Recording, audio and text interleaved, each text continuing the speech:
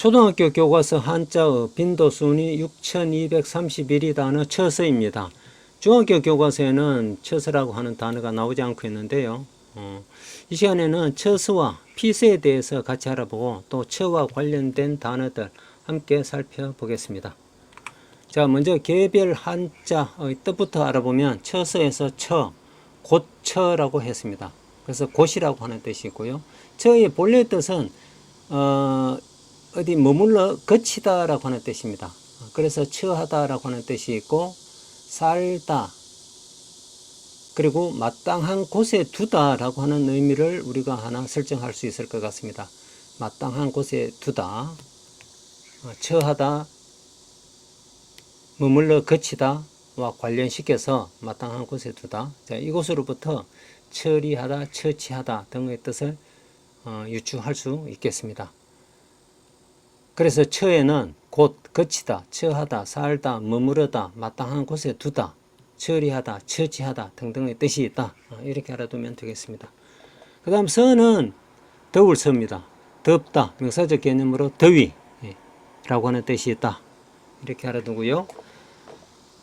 한자 처에 대해서 조금 더 알아보면 이 첫자는, 첫자의 옛 글자는 요 처의 아래 부분에 있는 요 글자입니다. 나중에 위에 범호자가 더해졌는데요. 요 아래 부분에 있는 이 처의 옛 글자는 무슨 뜻이냐 하면, 앞에 있는 것은 뒤쳐져 옳치고 뒤에 것은 안전 책상 괴자입니다. 그러니까 책상에 기대어 있다라고 하는 뜻입니다. 책상에 가까이 가서 기대어 있다라고 하는 뜻이고, 그곳에서 머무르다, 그치다라고 하는 뜻이 파생되는 거죠.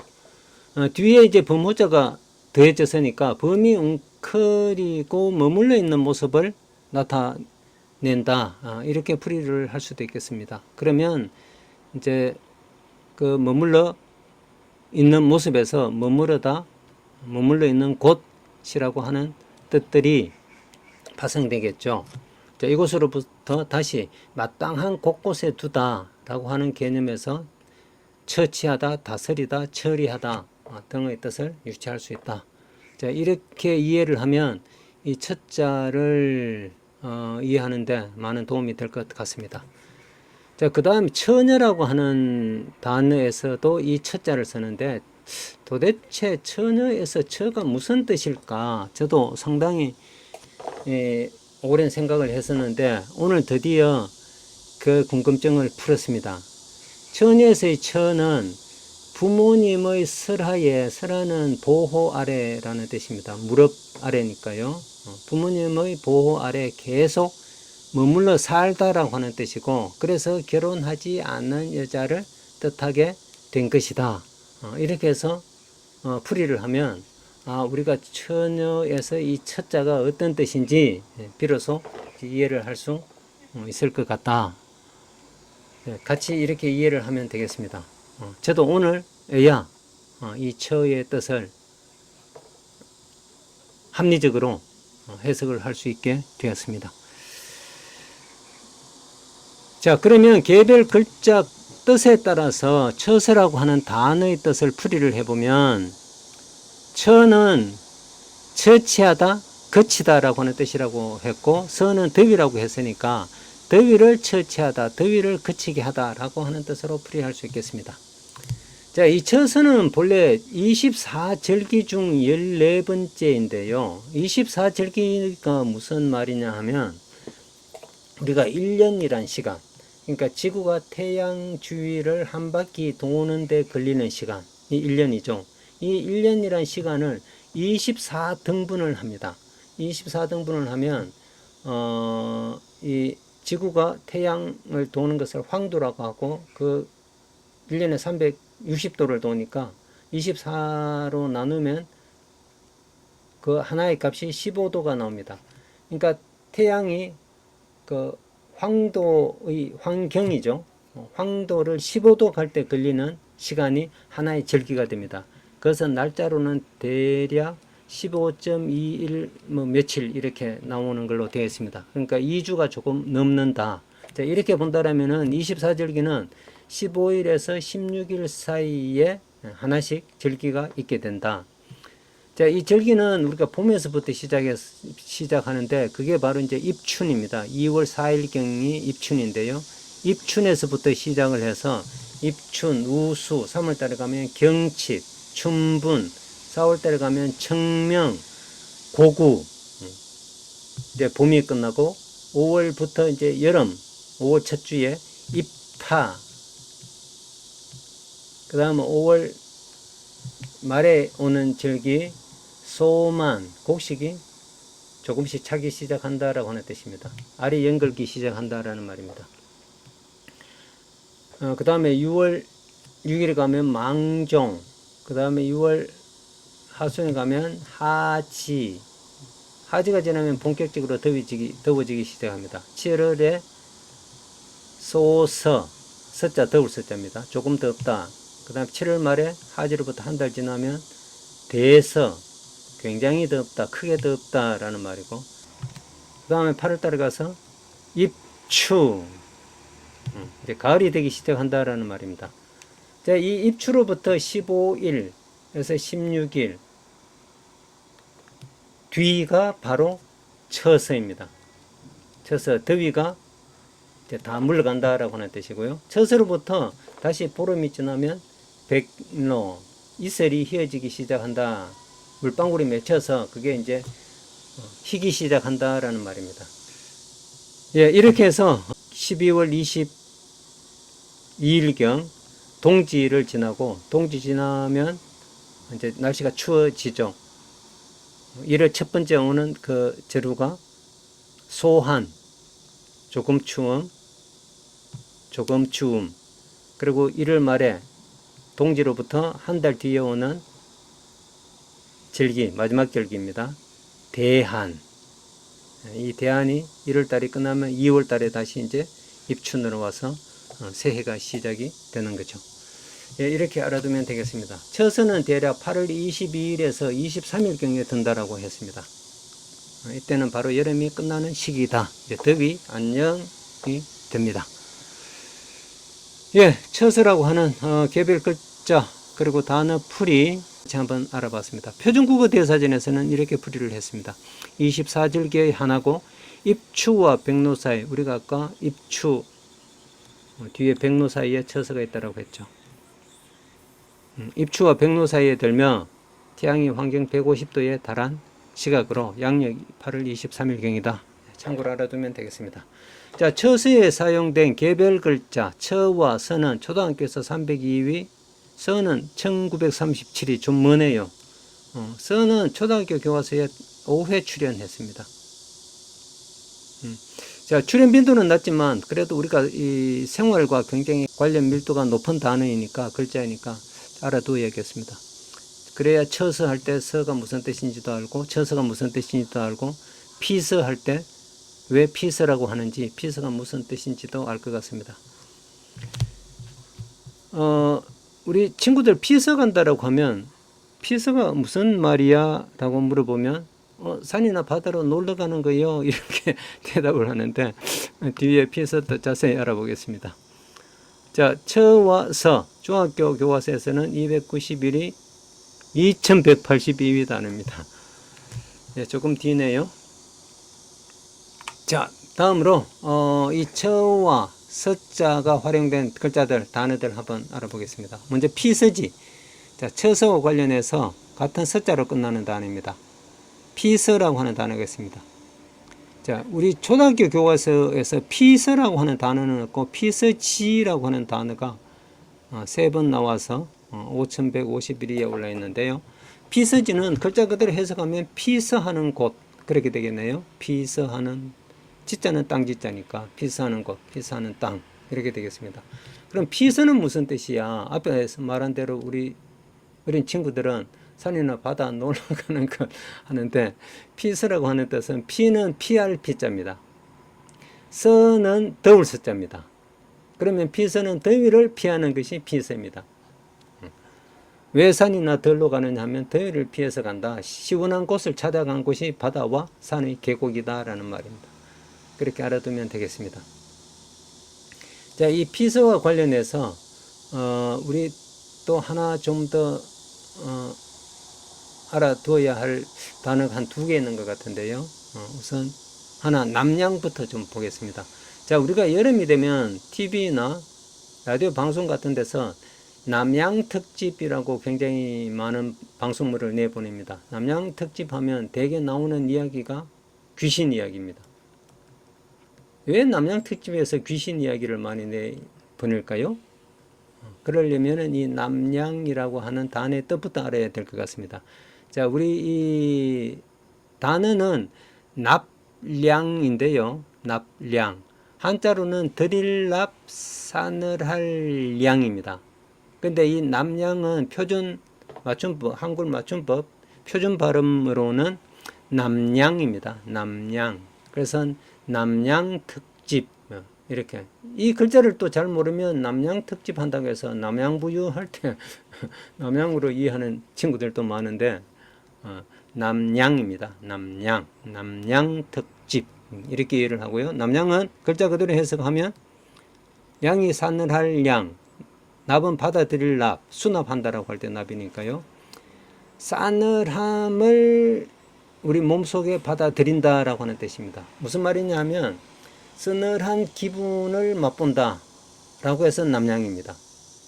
그러면 싸늘한 기분을 맛보려면은 귀신 이야기가 최고죠. 그래서 TV에서 남양 특집으로 오직 내보내는 것이 귀신 이야기다. 전설의 고향 같은 것들.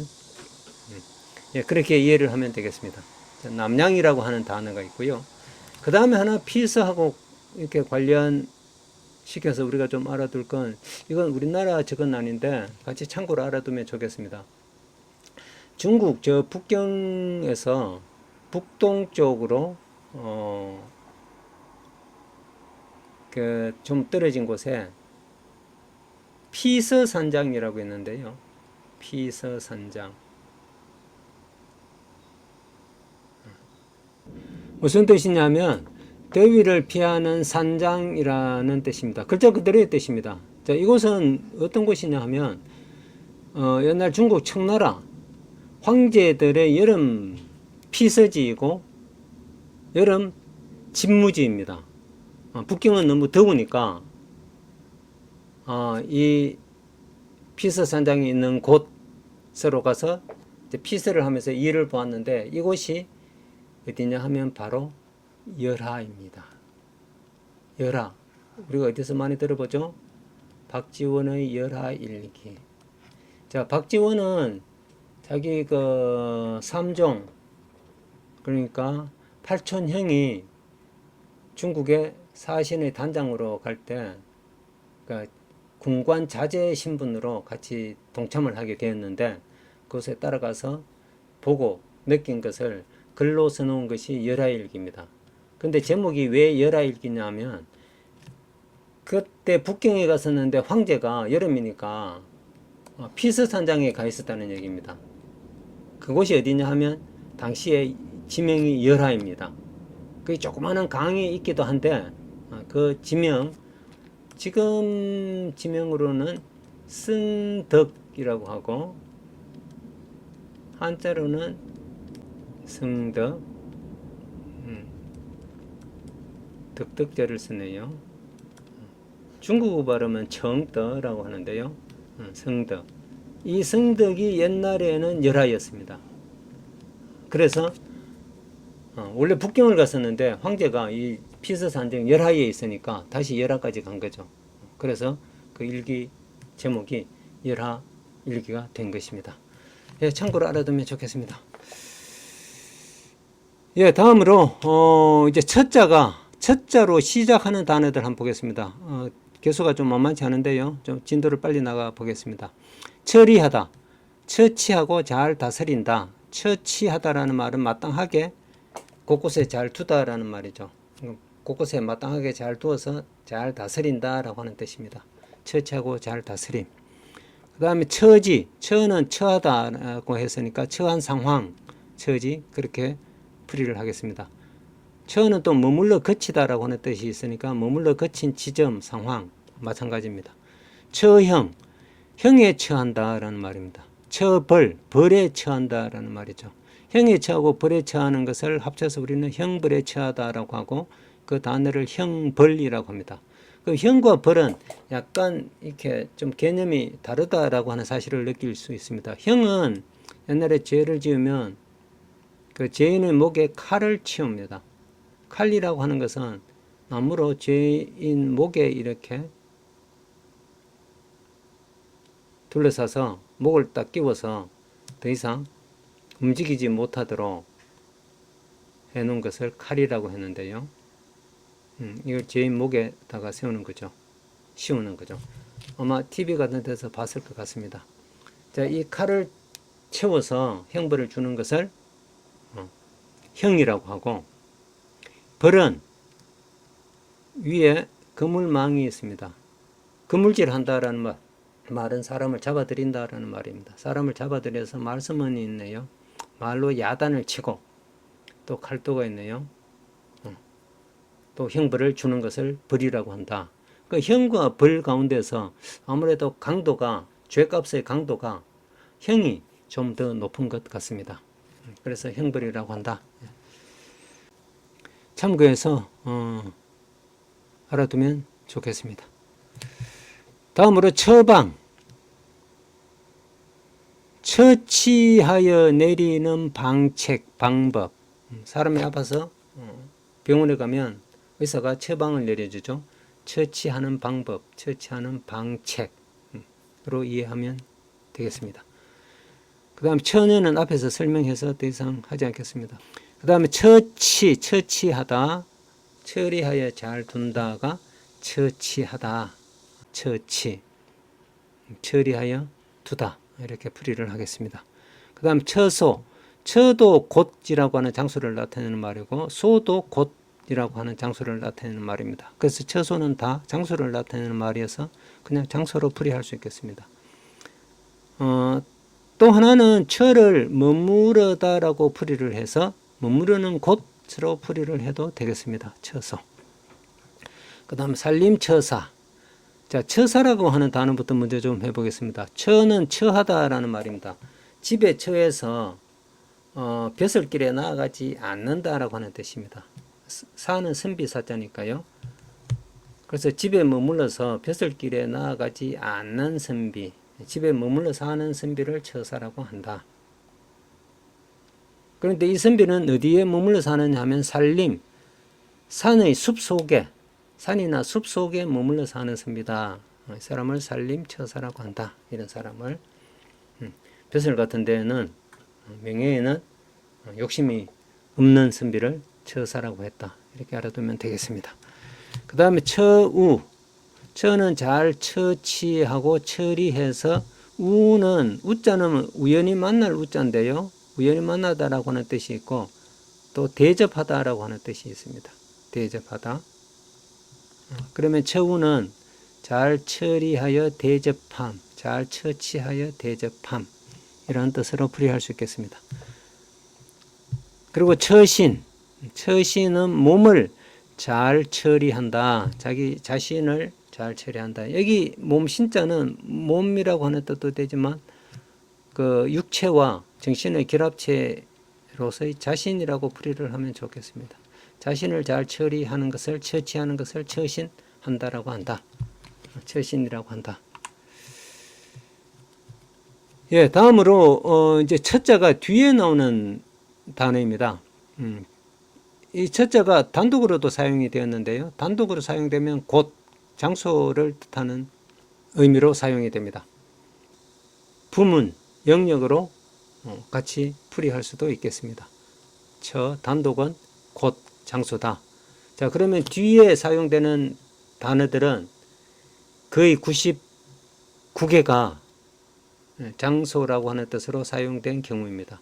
자, 근처, 가까울 건, 가까운 곳이 근처입니다. 상처, 다친 곳, 상처 입은 곳, 다칠 상태니까요. 다친 곳. 출처, 나올 출이니까 나올 출이니까 나온 곳. 난처는 조금 주의해서 풀이를 해야겠습니다. 어려울 난, 처리할 처해서 처리하기 어렵다라고 하는 뜻입니다. 특별히 좀 주의를 하면 좋겠습니다. 난처를 어려운 곳이라고는 왜 풀이하지 않나요? 라고 할 수도 있는데요. 무엇이 난처하다라고 할 때 그 의미를 생각을 해보면 처리하기 어렵다라고 하는 뜻이지 어려운 곳이라고 하는 뜻이 아니다 라고 하는 사실을 알 수 있을 것입니다. 그래서 난처는 처리하기 어렵다라고 풀이를 합니다. 그래서 난처라고 하는 단어는 요 위에 나오는 다른 단어와 달리 동사와 목적어로 구성된 단어다. 그래서 동목관계의 합성어다. 또는 목적관계의 합성어다. 이렇게 말할 수 있겠습니다. 자, 그 다음 거처. 거처는 살 것자니까 사는 곳이 될 테고요. 그 다음 휴식처는 휴식하는 곳이 되겠습니다. 휴식이라는 말은 쉴 휴, 쉴식입니다. 둘 다 쉬다라는 말입니다. 그래서 쉬는 곳이 되겠네요.